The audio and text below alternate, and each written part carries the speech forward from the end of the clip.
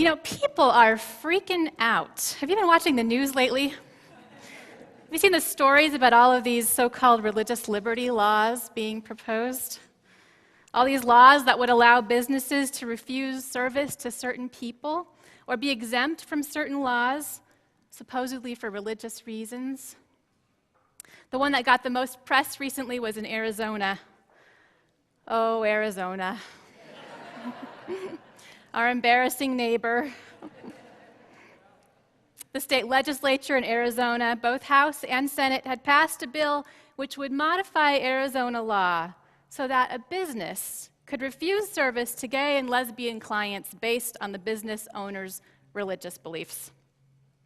People in favor of the law used the example of a homophobic bakery owner being asked to provide a wedding cake for a same-sex couple. Well, they didn't use the word homophobic. They used the phrase deeply held religious beliefs, as in the bakery should not have to make a cake that could later be used in a way that is not compatible with the owner's deeply held religious beliefs. Now, in our society, business owners are not entitled to decide how their goods will be used once someone has purchased them. If we go down that path, it could get pretty crazy. Where would we draw the line? What about other food used in religious rituals? What about romantic greeting cards? What if a mosque wants to buy an air conditioner from a cooling company owned by someone who says that their deeply held religious belief is anti-Islamic? Critics pointed out that the law is too broad and not only discriminated against gay people, but could also be used to discriminate against other groups. And the same kinds of arguments have, in fact, been used for other kinds of discrimination. These days, many of us are too young to remember how religious arguments were also used to fight for Jim Crow laws, for segregation, and for the prohibition of interracial marriages. Under the logic of the Arizona legislation, I could have been denied a cake. Religious arguments were made to prevent women from voting and to protect the institution of slavery. Proponents of these so-called religious freedom laws today are downplaying those possibilities, and instead they're very focused on the three things that they see as the biggest obstacles, or the biggest threats now to their religious sensibilities these days: gay rights, abortion, and birth control. We'll get back to the others in a minute, but in Arizona, the target was gays and lesbians. So it happened that this bill passed the legislature and it landed on Governor Jan Brewer's desk for her to sign into law. Now, Jan Brewer is not known for being compassionate or loving diversity. She's the governor who made news a few years ago for a photo that was taken of her shaking her finger in President Obama's face as she gave him a piece of her mind relating to their differences over immigration, and Obama has deported more people than any other president.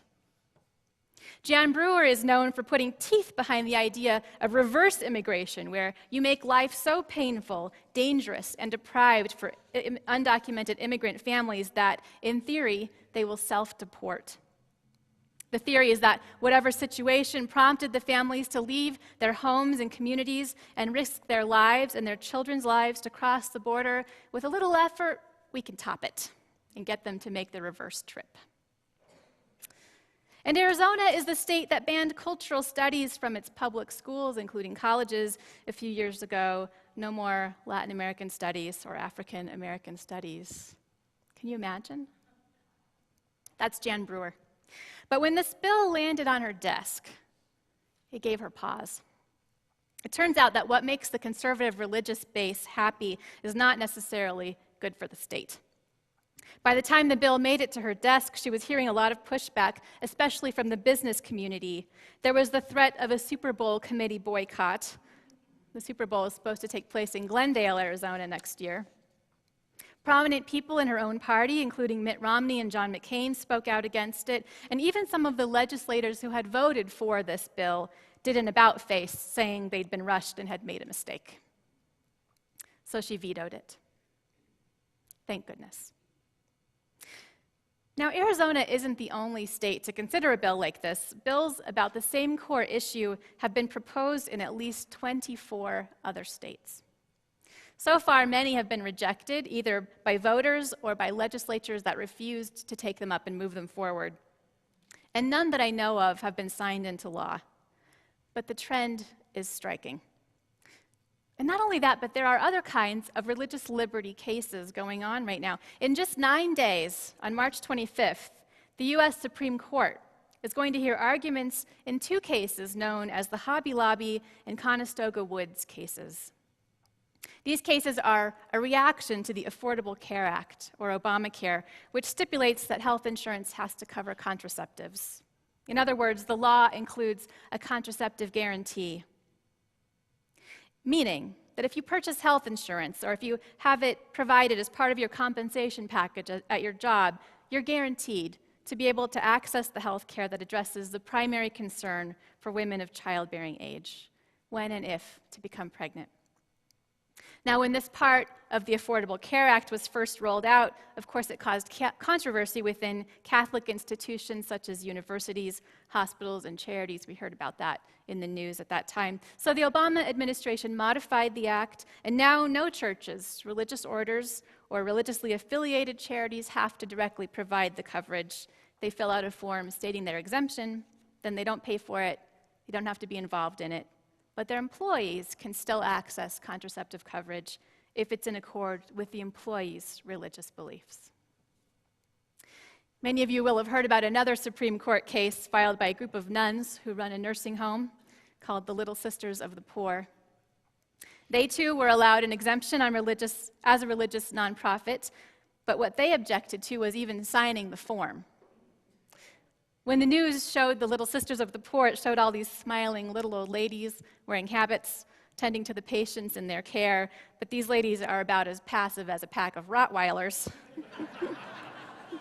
They didn't want to sign a form, and they took that all the way to the Supreme Court. Very tenacious. But Hobby Lobby and Conestoga Woods are a different kind of situation. These are not nonprofit religious organizations. They aren't churches or religious universities. They are 2 for-profit corporations that employ people of different faiths. Conestoga Wood has 2,100 employees. Hobby Lobby has 21,000. But they too are refusing to provide the guaranteed contraceptive coverage. They're arguing that they are morally opposed to the use of certain contraceptives and that the law violates their religious liberty. So in both the Arizona case and the Supreme Court cases, we have people claiming that their corporation or business as an entity is entitled to religious liberty and that they should be exempt from laws that they disagree with on religious grounds. Religious liberty is a core American value, and it's a core value of Unitarian Universalism too. It's represented behind me in our mural, our belief in many paths to truth and our respect for those. The free and responsible search for truth and meaning. When we hear about legislation based on religious liberty, like the one in Arizona, which would allow businesses to refuse service to other people based on the owner's religious judgments, we're uneasy. We know immediately that this feels wrong, problematic. But by cloaking their arguments in the language of religious liberty, the proponents of these laws seem to be engaging our own religious values, our own values. That's why I felt it was important to talk about it from this pulpit today. We're engaged in a kind of political jujitsu, with religious and social conservatives using the language of freedom to constrain the choices of others. It's a critical moment in the struggle for civil rights, and within civil rights, for reproductive rights. The media has made it sound like these cases are about religious liberty versus gay rights, or about religious liberty versus women's health. But that is not what they're really about. These laws in these cases are about for-profit corporations claiming to have civil rights that trump the civil rights of individuals.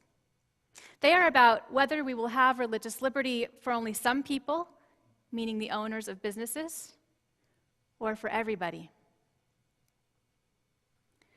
Religious liberty dictates that the local baker And the CEOs of Hobby Lobby and Conestoga Woods are allowed to express their views, but not to impose their religious views on you or on me or on the public. We each have a right to not have their views imposed on us. The baker does not get to plan or unplan your marriage ceremony, and your boss does not get to come into your bedroom. The fact is, religious liberty does not mean the freedom to do whatever you want. The fact is, in order for us to coexist in our diverse society, my religious liberty has to end at the tip of your nose. The law of our land is that business owners can decide what to sell, but they can't decide to sell it only to certain people in society. That's why we don't have white-only lunch counters anymore. And the law of our land is that businesses can't pick and choose which laws to obey. Everybody plays by the same rules because otherwise the playing field is skewed. And suddenly you have women working for disproportionately low salaries for a bunch of CEOs who are disproportionately male, having their access to contraception impeded. Don't get me started. Oh, it's too late. Let's look at it another way. How many of you here this morning would describe yourself as a corporation? No, nobody, right? Corporations don't go to church.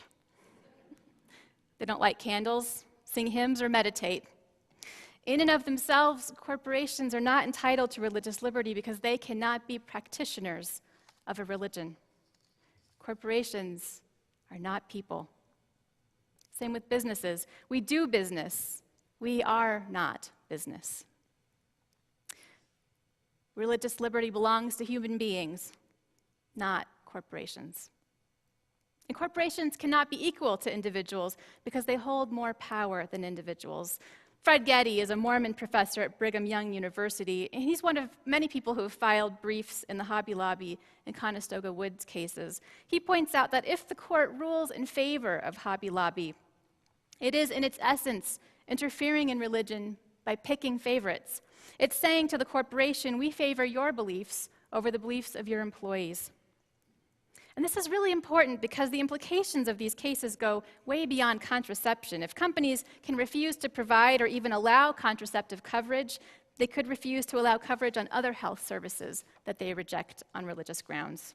They could refuse to allow blood transfusions, for example, or cancer treatments developed through stem cell technology.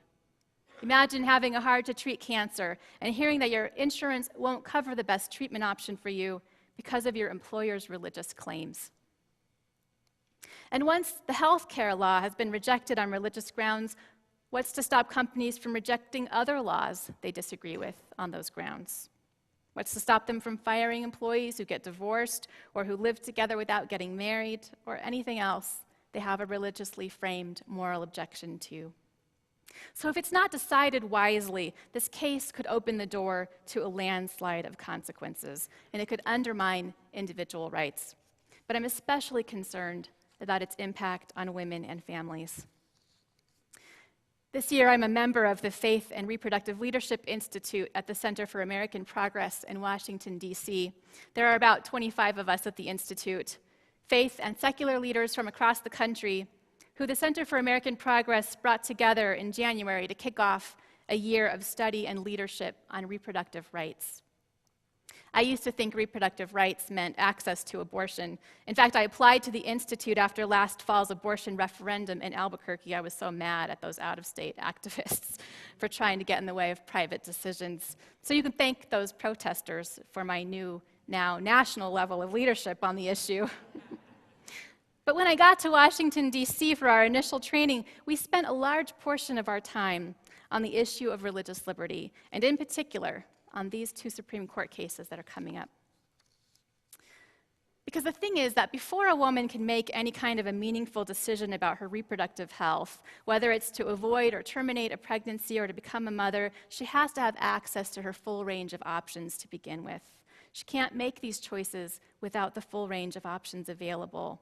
And the real-life impact of these cases in which employers want to keep contraceptive coverage away from women, and not just female employees, but their female partners and their female adolescent children, The result of that is that access to birth control is impeded. And the result of impeded access to birth control is more unintended pregnancies, more lives derailed, and more women facing health consequences from not having access to, say, the hormones in birth control if that is what they need for other health reasons. But where are the voices of women in the public conversation about this? They've been few and far between. We need to speak up with our stories. In fact, I've got a story of my own where another person's claim to religious liberty threatened to derail or seriously complicate my life. Once, back when I was a part-time student and the mother of a 3-year-old and a new infant, my husband and I experienced a birth control failure. This is more personal detail than I would usually share with you from up here, but it's a relevant story, and it's really important that we get clear about what we're talking about in these cases. We experienced a birth control failure, and I won't go into detail except to say that we knew immediately we were in trouble. I called the midwife who had delivered my son a few months earlier, and she phoned in a prescription for the morning after pill. This was not a prescription for the abortion pill, which causes a woman to miscarry. This was for a dose of hormones to prevent a pregnancy from being established in the first place. And you better believe that first thing in the morning, I got the babies up, fed, dressed, buckled them into their car seats, and I booked it down to the pharmacy to get that thing as soon as it opened. The sooner you take it, the more effective it is. But when I got there, the pharmacist, a big, stern-looking man in his 50s, informed me that he would not fill the prescription for me because he felt it was immoral. If only I'd had a dirty diaper in my hand. I had a mind to launch one right through that Walgreens drive-up pharmacy window. Instead, I informed that pharmacist that I would be filling that prescription. I instructed him to transfer it to the next closest pharmacy 4 miles down the road. And luckily, I had a car. And luckily, my kids were healthy enough to go with me on errands that day. And luckily, I didn't have to hurry into an unforgiving job. And luckily, the next pharmacist did agree to fill it. Because if any of those things had gone wrong, I could have had my 3rd baby in 4 years. And then what? Would I have been able to continue with my studies at community college, which led to a scholarship to a university, which led to admission and scholarship at Harvard, which led me to become your minister? Would I be standing here? I can't say with certainty that I would. And all because a pharmacist disagreed with my midwife's prescription for emergency contraception. That's what we're talking about. His claim to religious liberty did not stop at the tip of my nose that day. It barged right into the most personal part of my life. The Hobby Lobby and Conestoga Woods cases would make that kind of thing much more prevalent. That's the kind of thing we're talking about. Real women's lives, real families. Not religious liberty versus women, not religious liberty versus gays, but religious liberty for a few versus for all. We're talking about access to the marketplace and full participation in society and to essential health care. We're talking about religious liberty that doesn't belong only to people who want to restrict options, but also to people whose faith allows for many options and who want to be the authors of their own lives. As a faith leader, I believe deeply in your right to be the author of your own life. I honor your inherent worth and dignity and your capacity for moral reasoning. I respect that you and you alone know what is best for you. That's why I'm up here. I'm glad I was able to get here. And I'll do what I can to ensure that others, whether they're male or female or gay or straight, can freely pursue their lives and their callings too.